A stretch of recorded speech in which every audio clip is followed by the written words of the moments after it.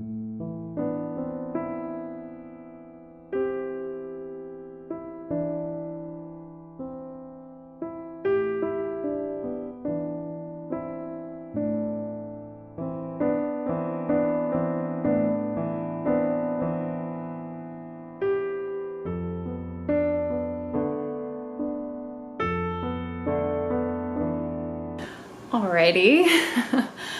Hello, magical world. I know it's been a while. I feel like I say this all the time. I try to get one video out a month, but I know that it's been a bit of time because I was looking at all of my finished objects and works in progress and stash acquisitions, and it was just a lot.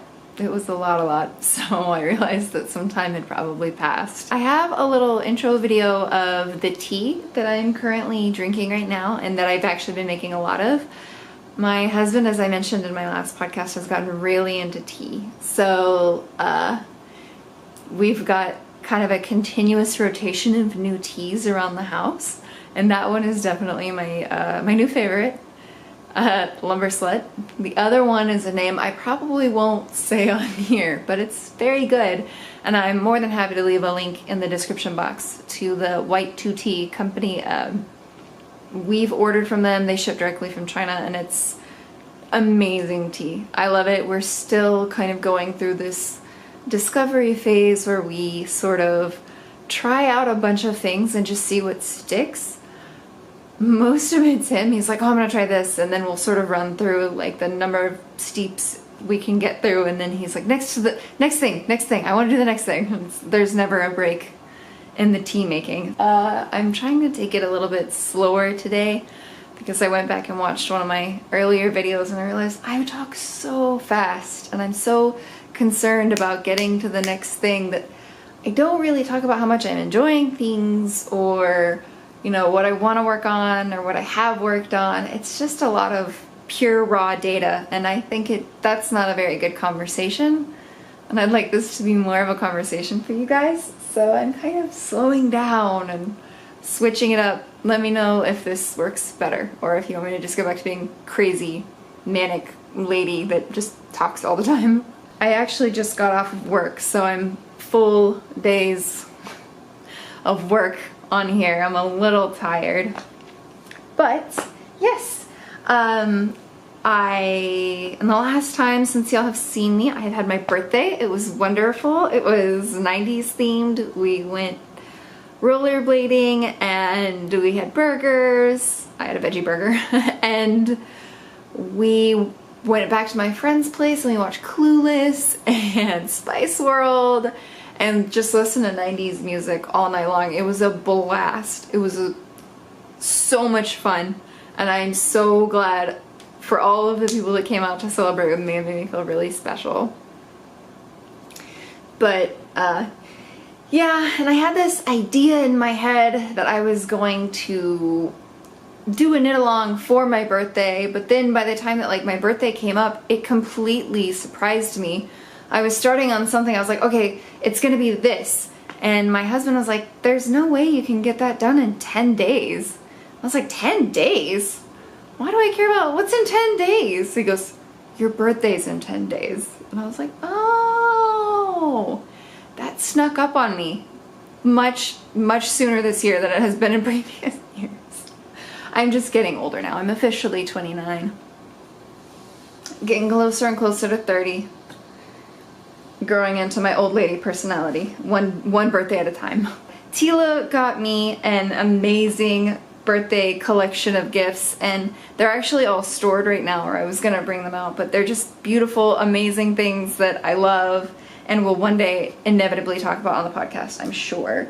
But I was convinced I was gonna do this, like, the Maya tunic by Born and Raised Knits, and I was gonna do it in all these colors that I felt, you know, really represented my personality and were parts about things that I, you know, parts about myself that I really loved. And then I like ordered all this yarn specifically for this project, and because I am the person that I am and all the parts that I love about myself, none of that yarn worked together at all. It didn't match, it wouldn't have blended nice, it wouldn't have faded, there was nothing I could do to it, with it, for it. It was just too different because I am a loose coalition of contradictions in human form, essentially.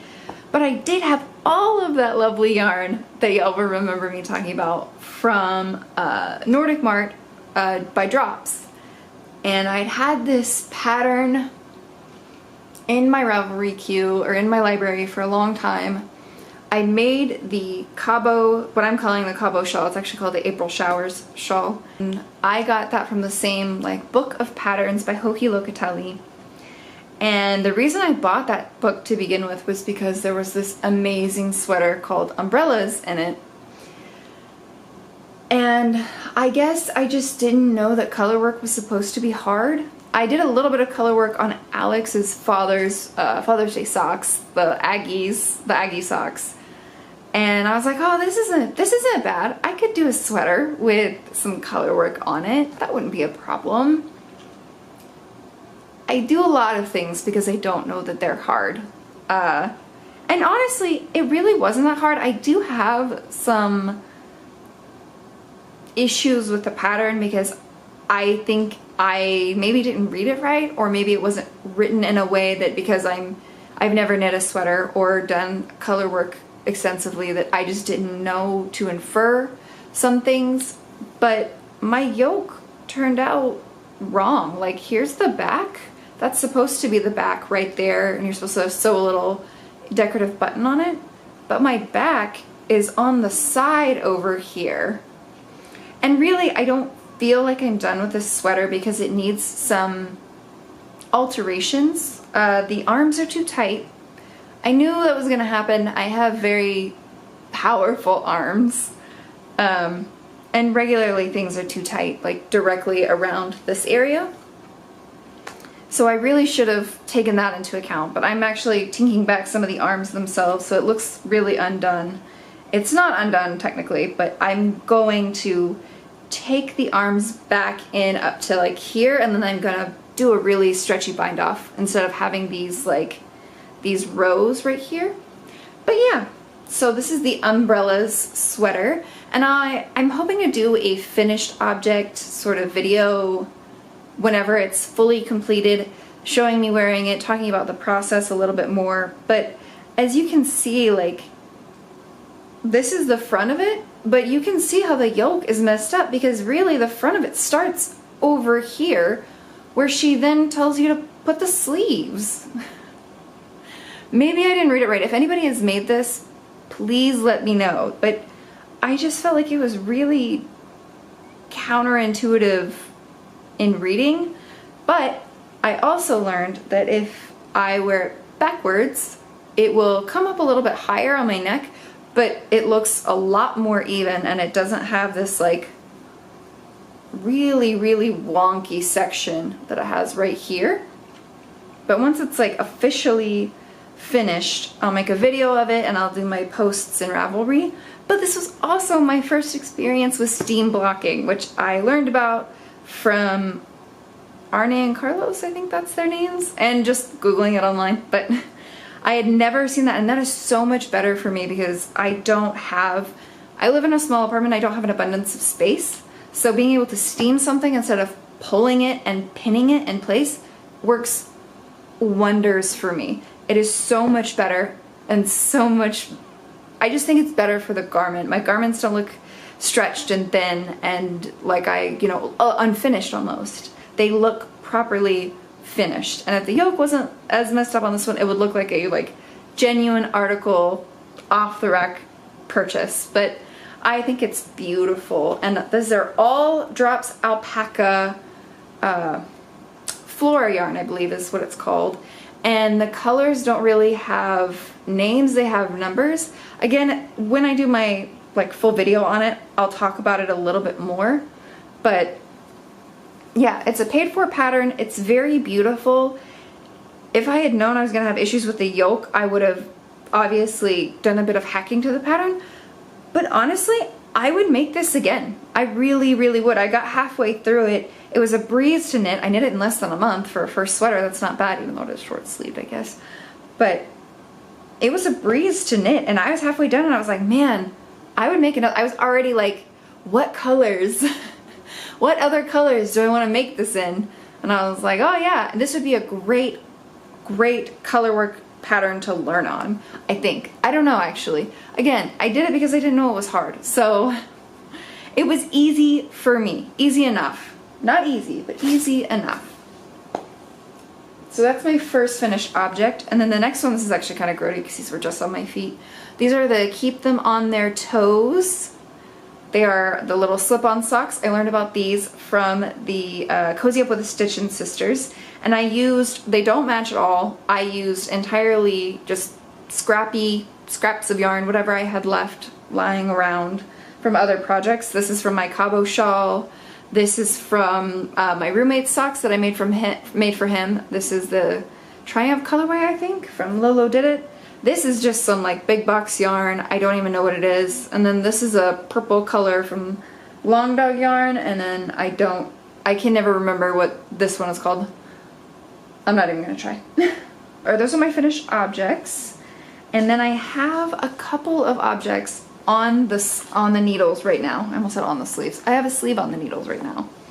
But I finished my other local yarn shop shawl, and while I was sort of binding it off and finishing it, my sister-in-law, who I don't think actually watches my podcast, if she does, this will be slightly ruined for her, but don't watch, Hannah. Turn it off if you're watching right now. But she mentioned that she thought it was just a really cool design, and I thought it would be the perfect all-around shawl for a 14-year-old girl to have. I just thought it was so, I don't know, in its finished construction it was extremely flattering and pretty and worked with a lot of different textures and fabrics. I wore it on my birthday actually. And so I started one for her in her favorite colors, which are greens. And so for I'm making the large version for anybody that's made it.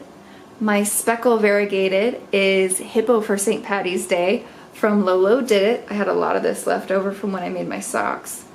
And then for my tonal, it's not as tonal as it possibly could be maybe, I'm using Jinx yarn in the colorway Lucky, and I think this is a single merino, and this is her, I want to say this is her plush sock, if that's what it's called. But I just started like section 2, and I have this adorable little hedgehog stitch marker. But excuse me, this is a breeze to knit, and it's even easier and better the second time around, and it's almost more fun knitting it for a second time than it was when I was knitting it the first time and trying to figure everything out. So not only would I knit the local yarn shop shawl, I would knit it twice. And that's hanging out in my Fox bag, my Fox orange pins on it, my orange pin bag. And I actually made another pair of those no-show socks for Tila, my friend, and I made it out of this Long Dog yarn in the colorway Through the Standing Stones, which is a Outlander reference. And she was so funny because she was like, are you gonna have enough for them? I have this much she'd already made a pair of socks out of them. And I still have this much left. So I told her I will make her a couple more pairs, however many I can get out of there, and then the rest will be scraps for the next pair, because I am going to make 9,000 pairs of those Keep Them on Their Toes socks. They are amazing. And I can't help but feel like I probably have more things that I finished and more things on the needles, but the sweater had took up so much time and energy that I haven't really worked on much else except for that shawl. And as I mentioned like months ago, I bought the yarn to start making my husband his first sweater from me. And of course it's in gray because that's his favorite color, because that's just how he is. It's how he rolls. And I finished, this is so underwhelming, I'm sorry. I finished my first sleeve. Just the one. I started the ribbing like basically the day that we bought the yarn. I started the ribbing and then I sort of got bored and immediately put it down. And I feel guilty for that because I have knit myself a sweater in the time that this has been sitting around. But he mentioned it, he brought it up again, and he was like, oh, where's my sweater? Are you working on that? And I was like, yeah, babe, of course. So I did finish one sleeve for my first ever man sweater, and this is the Sweatshirt Sweater, I believe, by Pearl Soho. I'll post a link down below if I remember. And I bought this really adorable, like, double pointed needle cover, and it's too small for his giant needles that I'm using on his sleeves. I bought it specifically for Alex's sweater project and everything. I got it from the McKinney Knittery down in McKinney. And I'm knitting it out of the Cascade Yarn 220 Superwash Merino in the color, this is a mess, in the color number 66. So, and that's living in my, I call this my Alex bag. Both of these are, my orange bag and my green bag are both by the Bay Yarn Co. And I have all the pins that I've gotten on trips with Alex. These two came from New Orleans. I think Alex actually bought me the ramen bowl. I don't know where it's from. And then this pin is from Austin. This is Jester King Brewery. That's their logo. They made a pin. And so yeah, by the Bay Yarn Co. I love these bags. This one's just now, my Alex bag is just now getting some love. It's real stiff still, but I like it. I think it's great. And then I don't have it on me because again, I actually just vacuum sealed and stored all of my yarn into this like one bin so that it would be a little more out of the way because I have too much of it. But I bought myself this lovely yarn that I don't have on me right now, but it's called Birthday Witch from Work in Progress Yarns. And that was going to be one of my birthday colors for the aforementioned completely forgotten birthday Maya tunic by Born and Raised Knits. I didn't end up doing it. The colors didn't match. I didn't have time. I didn't feel like it would look good. Basically, I had ridiculous expectations for myself and nothing was living up to them. And I was like, oh, none of these are Maya enough, you know? Whatever that means. I still don't know what that means. But I had been eyeing these yarns, also from Work in Progress Yarns, for a while. And I sort of had a like epiphany that to celebrate me and Maya, I don't have to do that by having these like specific colors that I love that work for, you know, that have to work together. I can celebrate me by celebrating something I love. And both I and the woman who, I'm assuming it's a woman, I don't actually know, I think it's a woman, I don't follow her on Instagram, I'm gonna have to do that. But for the non-gendered individual who dies for whip yarns, apparently, and this is gonna crinkle so I apologize, but apparently we both love Halloween. And so to celebrate myself, I'm going to celebrate Halloween. This one's actually like a Halloween exclusive. It's not part of this set, but it's called Trickster's Delight. And when my husband saw this, he died laughing. He was like, what is it with you in these colors? I was like, you just don't understand. They're just Halloween colors. Those are like the green, the pink, the green, the purple, and yellow and gold and pinks. Like that is the Halloween colors. Those are the Sanderson sisters. You just don't understand. But then the rest of these are part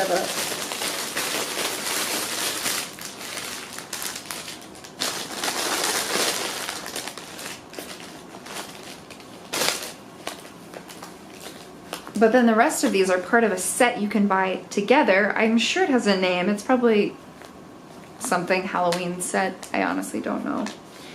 But I'm going to make my Maya tunic out of these. And I'm going to make them in time for Halloween. Our first color is Sandstone. Her micro speckling is just breathtaking. I hope y'all are really getting the full full Monty of that because that's so beautiful. And then next in the colors will be Calico Koi.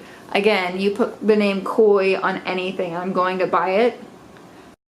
This is just perfect fall colors to me. Whenever I think about fall, this is what I think about.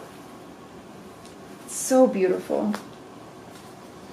And then we had this one, which I was a little lukewarm on when I saw it online, but then when it came in, it was so rich and beautiful that I was like, oh yeah, that's perfect. Sorry, I keep having to push my glasses up. They're actually too big for my face, and they're falling down my face, as per usual.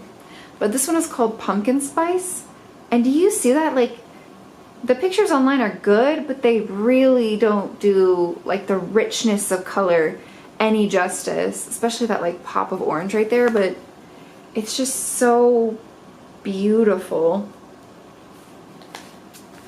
And then I had to decide which one of these was going to be, like, in between which one was going to be last. I love this. I don't know what this dyeing style is. I have no idea, but it blows my mind. This one is called Fright Night. I just can't think of how you would describe that. I don't know enough about yarn or yarn dyeing to really say anything. But the little patches of black and then the patches of white and orange just blows my mind. And then this last one is called Cats and Bats. And I have been eyeing this color from the moment I discovered Work in Progress yarns. And it's just black and white. Nothing special about it except for the fact that it's gorgeously dyed and blowing my mind. And this is on her Sock Rock Base 75/25 Merino Wool to Nylon. 463 yards for 100 grams. Nice. But yeah, so I have all of these, and I bought her Birthday Witch colorway, which is just stunningly beautiful, and I don't know what I'm ever going to use it in because it's just too pretty to ever be made into anything. I just need to stare at it. That's not true. Don't do that. But on her shop, she also sells these really beautiful stitch markers. I hope this is picking it up and doing it justice, but they just look like they're like little stones. I just thought they were so pretty. I had to have them. And then lastly, for embarrassing acquisitions, I discovered the podcaster and bag maker and dyer, Stitch Mischief, I believe is her name. Yeah, Stitch Mischief. And I went online and she was sold out of like most of her bags. But she had a pattern for her Finch tote bucket bag, and it was so beautiful, so I just bought that. And then I've had the idea for a 3-color cashmere cowl that is Sailor Jupiter themed, much like my sweater. I want these like green and like a pink, but I haven't found the perfect vibrancy or hue or anything. I found the perfect pink from Purl and Ply, which I bought at the McKinney Knittery when they were doing their trunk show there. But the green has been escaping me, and my plan was to do pink, white, and green, and I started really like giving up hope and thinking, I was like, oh, it's so silly. But I was really passionate about it. I really wanted to find that perfect green that I was looking for, that just fit the image in my mind. And while I didn't find necessarily the perfect green, I found the perfect combination of all 3 colors. So now what I think I'm going to do is, instead of pink, white, and green, I'm going to do pink and then the white, the like really creamy white that I have. And then this, which is also from Stitch Mischief. It's got pink, green, and white, and it's called Cotton Candy. And it's her sleek sock base, 100 grams, 400 yards, 80/20. I've never actually used an 80/20 before. This is my first one, but the light is dying and I'm using all natural light from outside, of course.